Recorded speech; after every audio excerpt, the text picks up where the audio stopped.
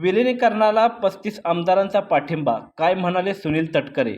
दोन्ही राष्ट्रवादी काँग्रेस पक्षाने एकत्र यावे अशी इच्छा पक्षातील सुमारे 35 आमदारांची असल्याचे वक्तव्य राष्ट्रवादीचे नेते हिरामण खोसकर यांनी केले होते. त्यांच्या या विधानानंतर राजकीय वर्तुळात चर्चांना उधाण आलं आहे.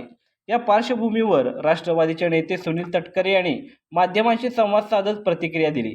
तटकरे म्हणाले की, मी हिरामण खोसकर यांच्याशी याबाबत नक्कीच बोलेन. ते आमचे वरिष्ठ सहकारी आहेत.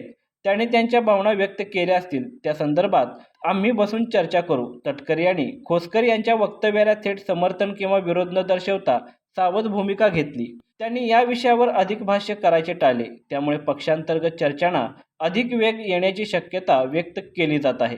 दरम्यान दोन्ही राष्ट्रवादी पक्षांच्या विलिनीकरणावर अद्याप अधिकृत निर्णय जाहीर झालेला नाही. मात्र पक्षातील काही आमदारांकडूनच एकत्र येण्याची इच्छा व्यक्त होत असल्याने येत्या काळात या घडामोडींना वेग येण्याची शक्यता आहे.